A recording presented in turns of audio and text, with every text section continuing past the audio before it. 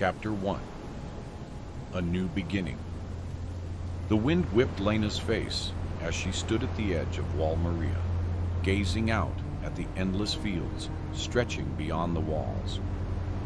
At 17, her blonde hair was tied back in a braid, and her eyes, hardened by too much loss, no longer sparkled with youthful optimism. Her hands, calloused from training with blades, gripped the hilts of her swords tightly. A new recruit in the Survey Corps, she was one of many who had barely completed training before being thrust into the chaos of battling Titans.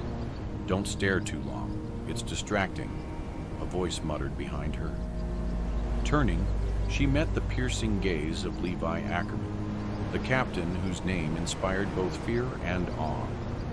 His gray eyes seemed to size her up, as if deciding whether she was worth his time. "Yes, sir, Captain," she replied, striving to keep her voice steady. Inside, her heart raced. Levi Ackerman, a legend, a man who could face a Titan alone and walk away unscathed. And now he was standing before her, judging her stance. "You're Lena, right?" he asked, his gaze unwavering. "I heard you're decent with the omnidirectional mobility gear, but that's not enough to survive out there." "I understand, Captain. I won't let you down," she said, though deep down, she wasn't sure if she believed her own words. Levi gave a faint scoff, as if unconvinced, then turned and walked toward the rest of the squad. Lena let out a breath she hadn't realized she was holding. She'd survived her first encounter with Captain Ackerman. Now she just had to survive the Titans. Chapter 2. First Mission. 2 days later, Lena found herself on her first mission beyond the walls. Her squad was tasked with investigating suspicious Titan movements in a forest south of Wall Rose. Captain Levi led the group, joined by veterans like Hange Zoe and younger scouts, including Aaron Yeager, Mikasa Ackerman, and Armin Arlert. Lena stuck close to Armin, whom she knew from training camp. He was quiet, but his mind worked like a machine, analyzing every detail. As their horses galloped across the open terrain, Armin glanced at her with a small smile. "Scared?" he asked. "A little," she admitted, "but I'm more afraid of doing something stupid and getting you all in trouble." "Don't worry. Stick with us and you'll be fine," he said, though his own eyes betrayed a flicker of unease. Suddenly, a roar echoed from the forest. Titans. No, 2 Titans. Their massive forms emerged from the trees, their vacant stares locking onto the squad. Lena's stomach twisted. "Formation!" Levi's voice cut through the air like a blade. "Lena, stay back and observe!" She didn't need to be told twice. Activating her gear, she shot upward with a hiss of gas, her hook embedding into a tree's bark. Before she knew it, she was soaring between branches, struggling to keep up with the others. Levi and Mikasa launched themselves at one of the Titans, their movements so fast they were almost a blur. Lena watched as Levi's blades sliced through the Titan's navel with surgical precision. The beast collapsed with a thud, steam rising from its disintegrating body. The second Titan was closer, too close. Lena saw its massive hand swinging toward Armin, who was scrambling to reposition.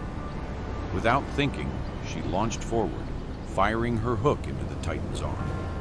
Her blades flashed as she slashed its tendons, forcing it to its knees. "Armin, get out of there!" she shouted, her voice trembling with adrenaline. Armin managed to escape, and Levi appeared like a phantom, finishing the job with a single cut. The Titan crashed to the ground, and Lena barely caught her breath as the captain turned to her. "Not bad, rookie, but don't throw yourself at a Titan without orders," he said coolly, though something in his eyes hinted at approval. Chapter 3. Shadows of the Past. Back at the base, Lena couldn't sleep. The images of the Titans, their hollow eyes and eerie smiles, danced in her mind. She sat on the roof of the barracks, staring at the stars. She didn't notice someone approaching until she heard a soft cough. "Can't sleep?" Hang asked, sitting beside her. Her glasses glinted in the moonlight, and her smile was full of enthusiasm despite the late hour. "Too many thoughts," Lena admitted. "How do you do it? How do you fight them and not lose your mind?" Hang laughed softly. "Oh, I went crazy a long time ago. But seriously, we all have our reasons to keep fighting. For Levi, it's protecting those who are still alive. For Aaron, it's revenge. What about you? Why are you here?" Lena hesitated. Her past was an open wound. She'd grown up in the underground city, where every day was a fight for survival. When she finally reached the surface, she learned her older brother, a Survey Corps member, had died on a mission. She'd vowed to fight so his death wouldn't be in vain.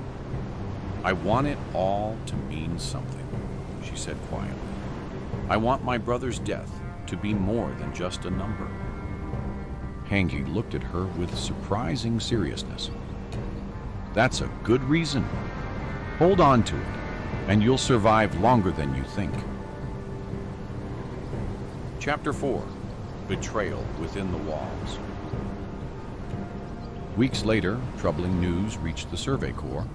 Evidence of sabotage was found in wall rows. Someone had tampered with the ammunition and gas supplies for the mobility gear. Levi suspected a spy within their ranks. Despite being a newcomer, Lena was chosen to assist in the investigation due to her sharp eye for detail. Working alongside Armin, she analyzed reports and noticed the saboteurs' actions were too precise to be the work of an amateur. Suspicion fell on a veteran named Carl, who had been acting strangely. When confronted with the evidence, Carl tried to flee, but Levi and Mikasa subdued him swiftly. Carl confessed to being a Marleyan agent, sent to weaken the Survey Corps from within. His interrogation revealed Marley's plan for another attack on the walls, this time with new, more advanced Titans. "We need to act fast," Levi said during a briefing. "If Marley breaches..."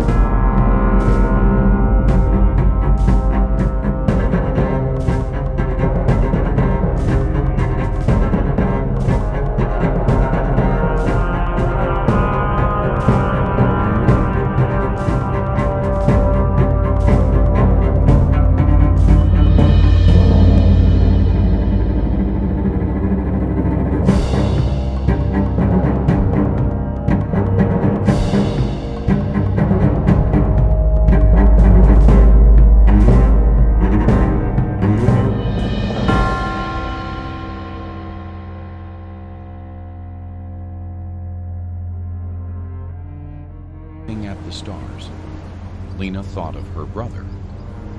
Maybe his death hadn't been in vain. Maybe by fighting, she was giving hope to those still alive.